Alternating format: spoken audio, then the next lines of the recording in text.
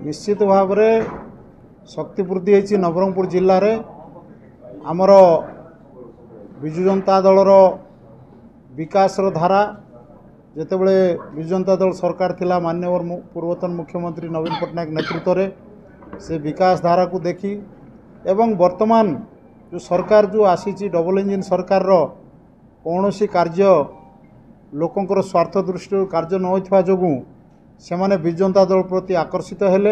एवं नवीन पट्टनायक प्रति आस्था एवं विश्वास रखी आज योगदान करछंती से प्राय 44,000 ऊर्ध्व भोट रे से पाइथिले भोट पाइथिले कांग्रेस दल रे प्रार्थी हेगिरी तेणु से तांको सहित 4 जण सरपंच 4 जण समिति सभ्य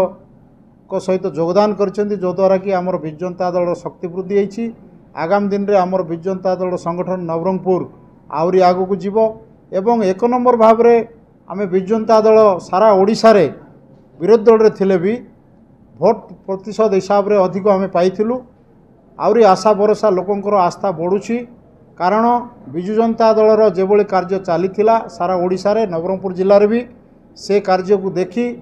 जनसाधारण अनुभव करचंती वर्तमान सरकार कौन सी कार्य लोकंकर जनस्वार्थ कार्य करूनाई तेणु